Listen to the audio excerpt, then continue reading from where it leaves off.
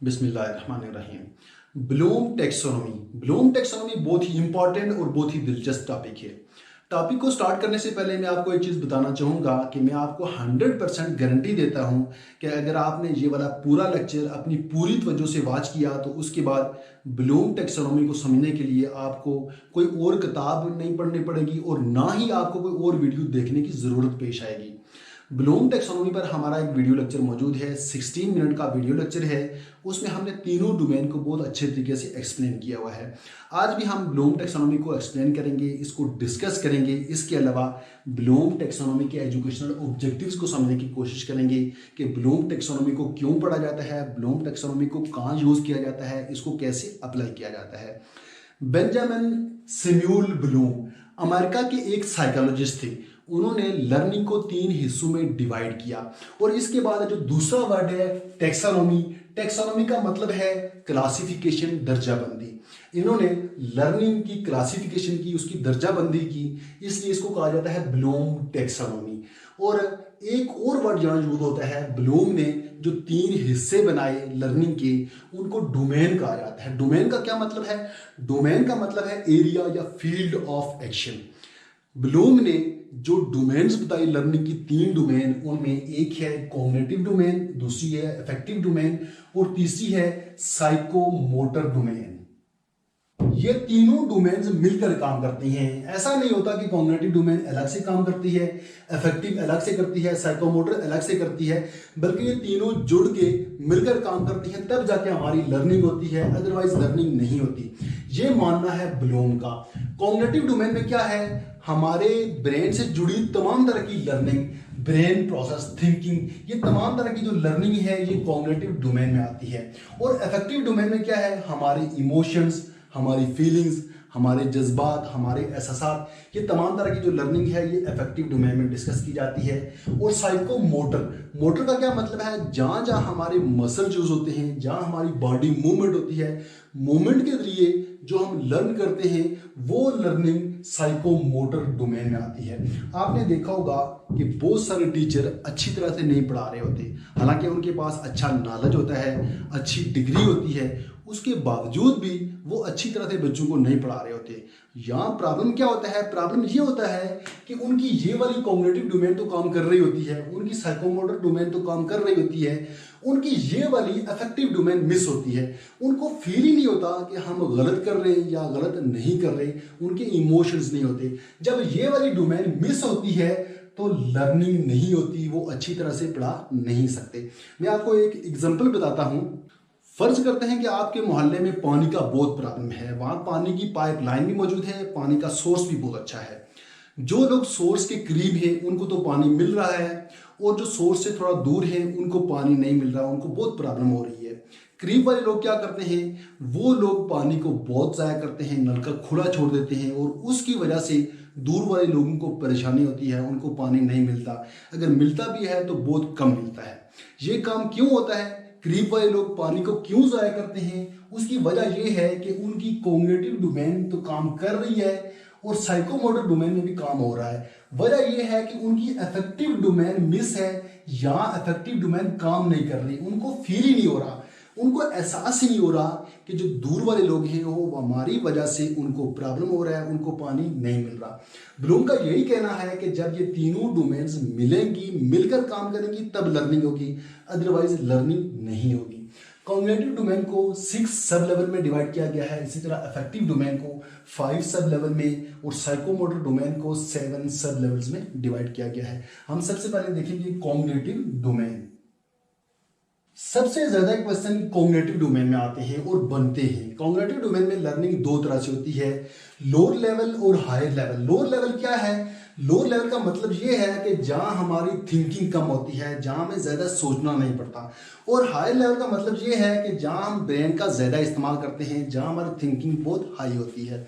इसमें जो सबसे पहला लेवल है वो है नॉलेज। बगैर सोचे समझे किसी बात को याद कर लेना नॉलेज कहलाता है। इसको रिमेम्बरिंग भी कहा जाता है। दूसरे अल्फाज में इसको रट्टा भी कहा जा सकता है। मसलन हम जब किसी आम बच्चे से कोई बात पूछते हैं, फर्ज करते हैं कि हम उससे पूछते हैं कि पाकिस्तान कब बना, तो बच्चा बता सकता है कि 14 अगस्त 1947 को बना, उसे उससे पीछे आगे का कुछ पता नहीं कि इसमें क्या हुआ, कैसे बना, किन लोगों की मेहनत थी। बस उसने सिर्फ इतना याद किया हुआ है कि 14 अगस्त 1947 को बना। यहाँ हमारा जो थिंकिंग है, हमारी थिंकिंग बहुत कम यूज होती है, हमारा ब्रेन प्रोसेस बहुत कम यूज होता है। ये सबसे छोटा लेवल है। इसके बाद जो दूसरा लेवल है उसको कहा जाता है कॉम्प्रिहेंशन। ऐसी लर्निंग जिसमें हम किसी बात को पढ़ लिख कर अपने अल्फाज में बयान कर सकें, कॉम्प्रिहेंशन कहते हैं उसे। दूसरे अल्फाज में इसको अंडरस्टैंडिंग भी कहा जाता है। अंडरस्टैंडिंग का मतलब ये है कि हम यहाँ समझ जाते हैं, हमारी लर्निंग थोड़ी सी ऊपर चली जाती है, हमारा थिंकिंग लेवल थोड़ा सा ऊपर चला जाता है, पहले लेवल से ज़्यादा होता है। मसलन जो क्वेश्चन हमने ऊपर किसी बच्चे से पूछा था कि पाकिस्तान कब बना, वही क्वेश्चन अगर यहाँ पूछा जाए तो बच्चा बताएगा कि पाकिस्तान 14 अगस्त 1947 को मादे वजूद में आया। उसमें कायद आज़म का क्या रोल था, उसमें अल्लामा इकबाल का क्या रोल था, उसमें चौधरी रहमत अली का क्या रोल था, दोकुमी नजरिया उसमें उसका क्या मकसद था। ये तमाम चीज़ें वो अपने अल्फाज में बयान करेगा, तब हम कहेंगे कि ये कॉम्प्रिहेंशन है। जो लेवल है इसका लर्निंग का, ये कॉम्प्रिहेंशन या अंडरस्टैंडिंग है। इसके बाद जब हमारा लेवल थोड़ा सा और ऊपर चला जाता है तो हम आ जाते हैं एप्लीकेशन में। वो इल्म, वो लर्निंग जो हम हासिल करने के बाद अपनी अमली ज़िंदगी में इस्तेमाल करते हैं, उसको एप्लीकेशन कहा जाता है। मतलब हम यहाँ ऊपर अंडरस्टैंड करते हैं सिर्फ, नीचे अंडरस्टैंड करने के बाद उस चीज़ को अपनी अमली ज़िंदगी में अप्लाई करते हैं। मसलन एक तालीम याफ्ता इंसान है तो माशरे में अगर किसी का झगड़ा हो जाए, कोई नाराज़गी हो जाए, तो वो माशरे में उनके दरमियान जो लड़ने वाले लोग हैं सुलह करवाता है, फैसला करवाता है, या फिर उसकी अच्छी बोलचाल, अच्छी गुफ्तगू उसके तालीम याफ्ता होने का या उसकी लर्निंग का अमली इजहार है, अमली उसका सबूत है। यहाँ वो अप्लाई करता है, ऊपर अंडरस्टैंडिंग करता है। और तीसरे स्टेज में जब उसका जो ब्रेन मेंटल प्रोसेस है थोड़ा और ऊपर चला जाता है तो उन चीज़ों को, सीखी हुई चीज़ों को तीसरे लेवल में अप्लाई करना शुरू हो जाता है। इसके बाद नेक्स्ट चलते हैं हायर लेवल में। हायर लेवल में जो पहला है वो है एनालिसिस, या इसको एनालाइज कहा जाता है। एनालिसिस का मतलब है तज्जिया करना। और तज्जिया कैसे किया जाता है? तज्जिया करने के लिए हमारे पास पहली बात तो यह है कि अच्छा खासा नॉलेज होना चाहिए, और दूसरी बात यह है कि जब भी किसी चीज़ का तज्जिया किया जाता है तो उसको डिवाइड किया जाता है पार्ट्स में। फर्ज करते हैं कि मेरे पास ये एक मार्कर है, तो जब मैं इसका तज्जिया करूंगा तो तज्जिया करने के लिए मैं इसको पार्ट्स में डिवाइड करूंगा कि इसकी जो कैप है ये बहुत अच्छी है, इसका क्लिप बहुत अच्छा है, इसमें जो इंक है वो इंक बहुत ही अच्छी इंक है, ये आगे से इसका जो मुंह है ये भी बहुत अच्छा है, शार्प है। इस तरह की चीज़ें जब मैं डिवाइड करूंगा पार्ट्स में, और पार्ट्स में डिवाइड करके किसी चीज़ को एक्सप्लेन करूंगा, तो उसको कहा जाता है एनालिसिस। यानी एनालिसिस का मतलब जब भी आए तो इसका मतलब ये है कि ब्रेक डाउन इनटू पार्ट्स। जब हम किसी चीज़ को पार्ट्स में डिवाइड करते हैं तो हमारा नॉलेज पीछे वाले एप्लीकेशन से ज़्यादा होना चाहिए होता है, तब जाके हम किसी चीज़ का एनालिसिस कर सकते हैं। इसके बाद जब हमारी जो थिंकिंग है थोड़ी और ऊपर चली जाती है तो हम आ जाते हैं इवैल्यूएशन पे। इससे पहले क्या था, एनालिसिस में हमने क्या किया कि एनालिसिस में स्टूडेंट्स चीज़ों को पार्ट्स में डिवाइड करते, उनका एनालिसिस करते हैं। और इवैल्यूएशन में ये होता है, फर्ज करते हैं कि हम मार्कर की एग्जांपल ही लेते हैं। मार्कर उन्होंने एनालिसिस किया कि ये मार्कर बहुत अच्छा है, इसकी कैप ऐसी है, इसकी इंक ऐसी है, 2-3 मार्कर और हैं, उनका भी एनालिसिस किया। और इस स्टेज में, 5वें स्टेज में स्टूडेंट्स इस काबिल हो जाते हैं कि वो 3-4 चीज़ों का एनालिसिस करने के बाद उनमें से जो उनके लिए बेहतर चीज़ है, बेस्ट है, उसका इंतखाब करने के काबिल हो जाते हैं एनालिसिस के बाद। इसी चीज़ को इवैल्यूएशन कहा जाता है। इवैल्यूएशन ये रिवाइज हुआ था, पहले इवैल्यूएशन को नंबर 6 पे रखा गया था, अब ये चेंज होकर नंबर 5 सेकंड लास्ट में आ गया है, और जो सेकंड लास्ट पे था सिंथेसिस, इसको लास्ट पे रखा गया है। इसके बाद जो लास्ट है वो है सिंथेसिस, जिसको क्रिएटिंग भी कहा जाता है। सिंथेसिस का मतलब है जोड़ना। ऊपर हमने क्या किया है, एनालिसिस किया, हमने चीज़ों को ब्रेक डाउन किया इनटू पार्ट्स, फिर हमने उनको इवैल्यूएट किया। या हम उन पार्ट्स को, उन चीज़ों को जोड़कर कोई नया आइडिया पेश कर सकते हैं, कोई नई चीज़ तख्लीक कर सकते हैं, इसलिए इसको क्रिएटिविटी भी कहा जाता है। ये 6 लेवल थे कॉग्निटिव डोमेन की। उम्मीद करता हूँ कि आपको इनकी समझ आ गई होगी।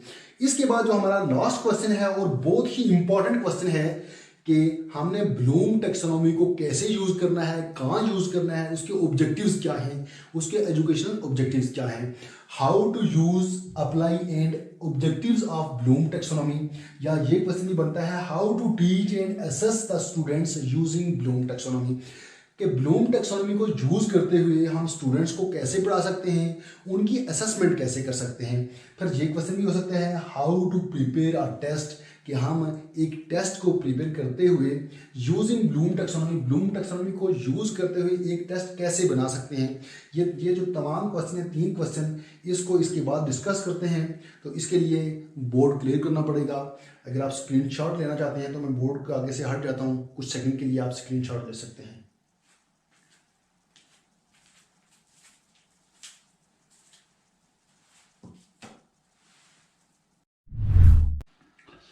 मैंने एक छोटी सी चीज मिस कर दी है, वो क्या थी, अफेक्टिव डोमेन की लर्निंग की मैंने एग्जांपल बता दी और साइकोमोटर डोमेन की जो लर्निंग है उसकी एग्जांपल नहीं बताई।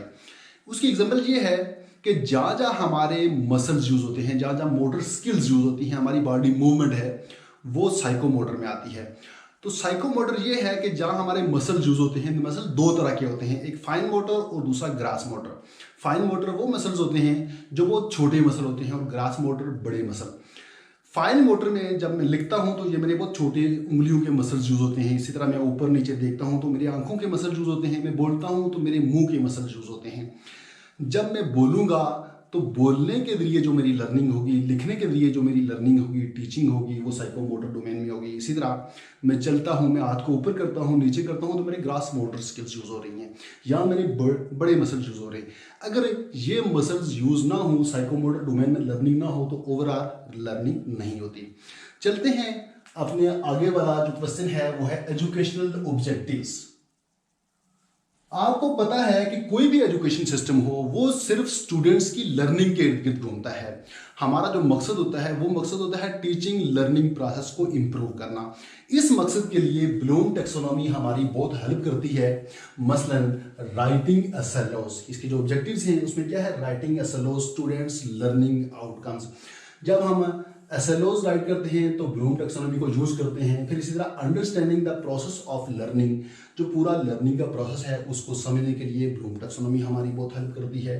To make a test for assessing the students learning, students की जो लर्निंग है उसकी असेसमेंट के लिए ब्लूम टेक्सोनॉमी हमारी हेल्प करती है, इसको यूज किया जाता है।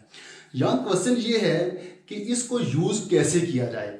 इसके जो यूजेस हैं, जब बच्चा बहुत छोटा होता है, जब उसकी लैंग्वेज डेवलप हो रही होती है, वो जुबान सीख रहा होता है, तो उस वक्त क्या होता है, उस वक्त उसकी जो लर्निंग होती है वो तमाम लर्निंग उसकी पहले लेवल में ही होती है, यानी 100% लर्निंग उसकी नॉलेज बेस्ड होती है। वो सिर्फ चीज़ों को याद करता है, बाकी कंप्रीहेंशन में जीरो होती है, चीज़ों को अंडरस्टैंड नहीं कर सकता, उसकी एप्लीकेशन में कोई लर्निंग नहीं होती, एनालिसिस, इवैल्यूएशन, सिंथेसिस। फिर जब बच्चा थोड़ा सा बड़ा हो जाता है, जब स्कूल जाना शुरू हो जाता है, तो उसके बाद क्या होता है, उसकी जो लर्निंग है इन तमाम लेवल्स में, इन तमाम लेवल्स पर होना शुरू हो जाती है। यहाँ भी कुछ जो परसेंटेज है यहाँ भी डिवाइड होना शुरू हो जाती है। यहाँ पहले 100% ही, तो अब क्या होगा, अब 100% नहीं, सपोज 80% नॉलेज बेस्ड उसकी लर्निंग स्टार्ट हो जाती है। फिर इसी तरह कंप्रीहेंशन सपोज 7 है, एप्लीकेशन, वो चीज़ों को अप्लाई करना भी शुरू हो जाता है। फर्ज करते हैं कि हमारे घर में एक छोटा बच्चा है, तो जब वो घर वालों को देखता है, जब थोड़ा बड़ा हो जाता है, जबान सीख जाता है, तो बच्चों को, घर वालों को देखता है कि वो नाइफ से सब्जी काटते हैं। वो क्या करता है, वो नाइफ से वो भी सब्जी काटना शुरू हो जाता है। वो अंडरस्टैंड कर लेता है कि नाइफ से हम सब्जी काटते हैं। फिर इसी तरह वो उसको अप्लाई करना शुरू हो जाता है मुख्तलिफ चीज़ों पर। वो उस नाइफ से मुख्तलिफ चीज़ें काटना शुरू हो जाता है। उसकी जो एप्लीकेशन है, एप्लीकेशन बेस्ड जो उसकी लर्निंग है, सपोज वो 5% है। इसी तरह एनालिसिस, वो 2 चीज़ों को कंपेयर भी कर लेता है। वो छुरी से अगर वो कोई चीज़ काटता है, तो छुरी जैसी जब उसे कोई दूसरी चीज़ मिलती है तो उससे भी किसी दूसरी चीज़ को काटना स्टार्ट कर देता है। मतलब ये है कि वो एनालिसिस इस लेवल पर भी उसकी कुछ ना कुछ लर्निंग हो जाती है। सपोज 3% है, इवैल्यूएशन में भी इसी तरह सपोज 3% और सिंथेसिस में 2%। ये जो तमाम लेवल्स हैं, यहाँ जो लर्निंग है ये लर्निंग ऑटो भी हो जाती है। बच्चे को अगर ना भी सिखाया जाए वो खुद चीज़ों को लर्न करना शुरू कर देता है। इसी तरतीब से बाज़ चीज़ों में उसकी बाज़ लेवल पर उसकी लर्निंग ज़्यादा होती है और बाज़ पर उसकी लर्निंग कम होती है। अब होता क्या है, हमें क्या चाहिए कि जब हम टीचिंग करें, कोई भी टीचिंग लर्निंग प्रोसेस हो, तो हमारी जो टीचिंग हो, हमारा जो लेसन हम जो प्लान करते हैं उसमें नॉलेज बेस्ड लर्निंग भी होनी चाहिए, नॉलेज बेस्ड टीचिंग भी होनी चाहिए। हमारा जो लेसन है उसमें कॉम्प्रीहेंशन बेस्ड भी होना चाहिए, application based, analysis, evaluation, synthesis भी होना चाहिए। जब हम इस तरह का लेसन प्लान करेंगे जिसमें ये तमाम लेवल्स, इन तमाम लेवल्स को मद्देनज़र रखकर हमारी जो टीचिंग होगी, तो फिर हमारा जो स्टूडेंट होगा, हमारे जो स्टूडेंट्स होंगे, उनकी लर्निंग बहुत अच्छी तरह से होगी और वो बहुत जल्दी चीज़ों को सीख जाएंगे, उनकी क्रिटिकल थिंकिंग इम्प्रूव होगी। यहाँ क्वेश्चन ये है कि हमारी टीचिंग किस तरह की हो, हमारा लेसन प्लान किस तरह का हो जिसमें ये तमाम तरह की लर्निंग पॉसिबल हो। इसमें नॉलेज बेस्ड लर्निंग के लिए क्या होता है, नॉलेज बेस्ड लर्निंग में टीचर स्टूडेंट्स को पुरानी चीज़ें, जो प्रीवियस नॉलेज है उसको रिकॉल करवाता है, उसको रिमेंबर करवाता है। जो चीज़ें उसने पहले पढ़ाई होती हैं उन चीज़ों को, जो नया नॉलेज उसने पढ़ाना होता है उससे कनेक्ट करवाता है। मतलब ये है कि वो जब पढ़ाता है तो वो पढ़ाते हुए उनको याद करवाता है कि आपने ये वाली चीज़, ये वाला टॉपिक पहले भी पढ़ा हुआ था, इस तरह की चीज़ आपने पहले पढ़ी हुई थी। इसमें किस तरह की टर्मिनोलॉजी यूज़ की जाती है, recall, describe what happen before, what happen after, और इसी तरह रिकॉल इंफॉर्मेशन, पुरानी इंफॉर्मेशन को रिकॉल करवाया जाता है, उसको याद करवाया जाता है। इसके बाद दूसरा जो लेवल है कॉम्प्रीहेंशन बेस्ड। यहाँ टीचर एक्सप्लेन करता है, जबकि नॉलेज में टीचर बच्चों से, स्टूडेंट से पूछता था, उनको रिकॉल करवाता था, उनको रिमेंबर करवाता था। यहाँ टीचर बच्चों को अंडरस्टैंड करवाता है। मसलन कन्वर्ट, इसको कन्वर्ट करते हैं, पुट इन ऑर्डर, इसको तरतीब में लिखें, रीटेल, इसको दोबारा से बताएं, अपने अल्फाज में बयान करें। What is the main idea, जो स्टोरी, जो बात मैंने आपको अभी बताई है, इसका मेन आइडिया क्या है, या डिफरेंस बिटवीन टू थिंग्स, किसी भी दो चीज़ें या दो टॉपिक के दरमियान जो फ़र्क है वो फ़र्क बता दें। किसी को समराइज करना हो, एक्सप्लेन, सिलेक्ट, एटसेट्रा, इस तरह की टर्मिनोलॉजी यूज़ की जाती है। इसके बाद है एप्लीकेशन बेस्ड लर्निंग। या टीचर ने जो लेसन पढ़ाया उसको अप्लाई करवाता है, उसको इम्प्लीमेंट करवाता है। फॉर एग्जाम्पल, उसने कोई फार्मूला बता दिया, फार्मूला समझाया, उसके बाद वो स्टूडेंट से कहता है कि इसको अप्लाई करें, इसको यूज़ करें, या फिर मुख्तलिफ क्वेश्चंस को अप्लाई करवाता है। इसमें किस तरह की टर्मिनोलॉजी यूज़ की जाती है, अप्लाई, कंप्यूट, कंक्लूड, डिमॉन्स्ट्रेट करके बता दें, किसी चीज़ को, किसी ग्राफ को ड्रा करके बताएं, या फाइंड आउट, इस तरह की टर्मिनोलॉजी यूज़ की जाती है।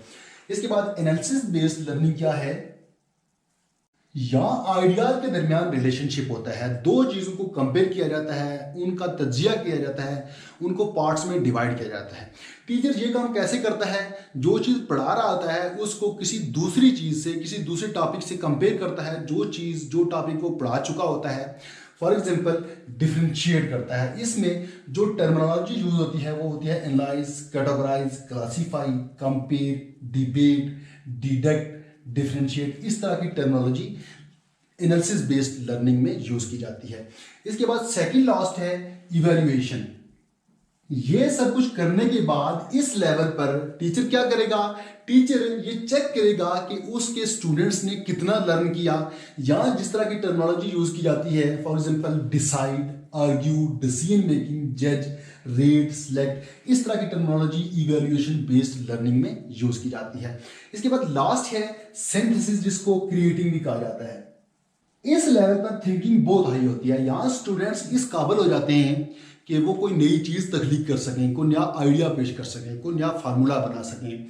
यहाँ जो टर्मिनोलॉजी यूज की जाती है, combine, compose, create, design, plan, suggest, etcetera, इस तरह की टर्मिनोलॉजी सिंथेसिस में यूज की जाती है। इसको क्रिएटिंग भी कहा जाता है।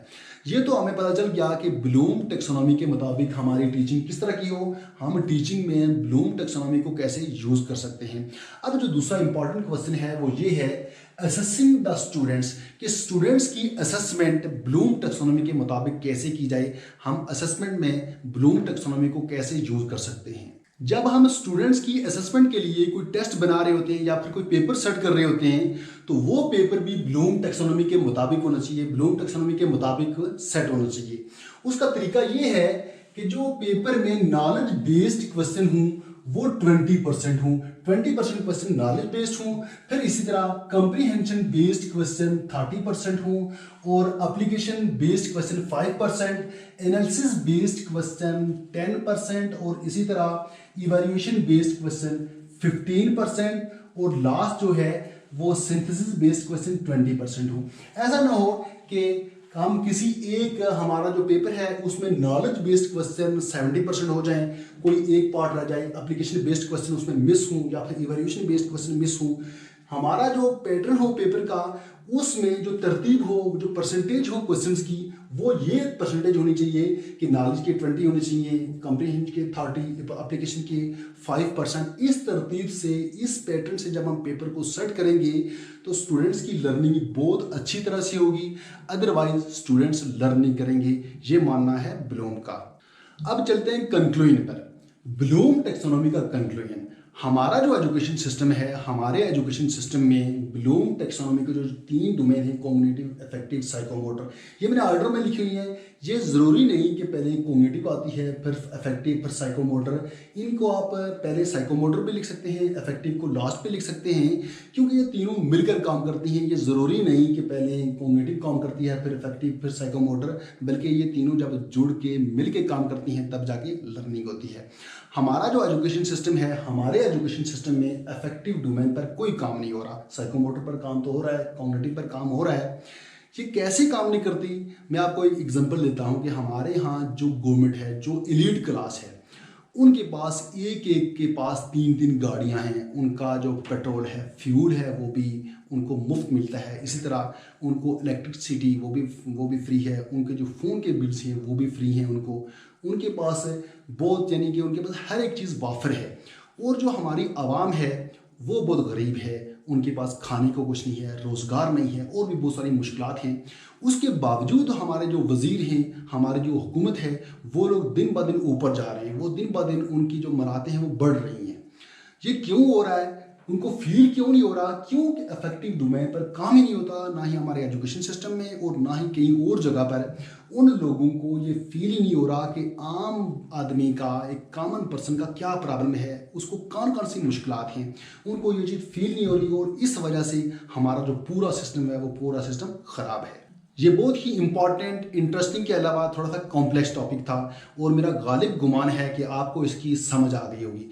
फिर भी अगर कोई कमी रह गई हो तो आप इसको दोबारा से वॉच करें। मैं उम्मीद करता हूं कि आपको इसकी मुकम्मल समझ आ जाएगी। तो मिलते हैं नेक्स्ट टॉपिक में, तब तक के लिए अल्लाह हाफिज़।